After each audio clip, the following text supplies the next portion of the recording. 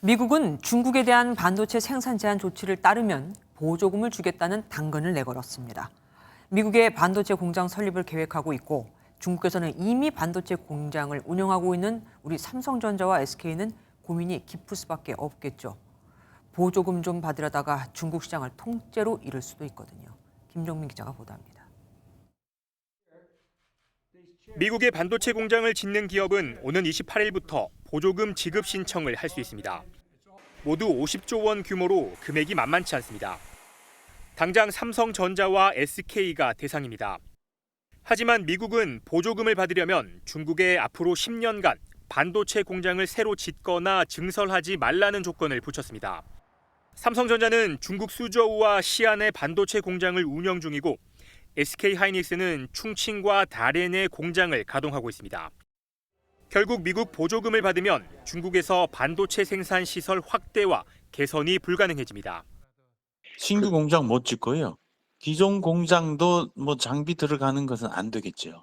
캐파 확장이 안 됩니다.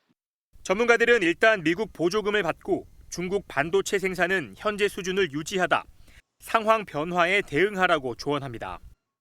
미국과 협력하는 그런 거는 당연히 추진을 해가면서 중국은 미국에서 제한을 하지 않는 범위 내에서는 중국과 최대한 하겠다. 하지만 일각에서는 미국이 보조금 지급 조건을 더 까다롭게 해 우리 기업의 중국 반도체 공장 가동을 사실상 어렵게 할 수 있다는 우려도 내놓고 있습니다. 우리 정부는 중국 내 반도체 생산은 타격을 받지 않으면서 미국 보조금도 받도록 협상을 진행하고 있습니다.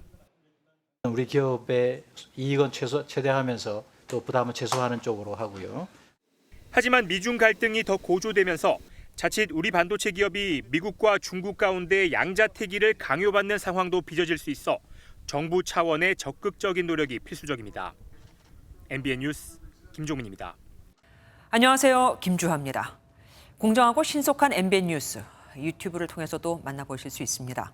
특히 더 많은 뉴스와 라이브를 보고 싶으시다면 오른쪽을 눌러서 구독하시면 됩니다. 어렵지 않죠? 빠르고 정확한 뉴스로 계속 찾아뵙겠습니다. MBN 뉴스를 시청해 주신 여러분 고맙습니다.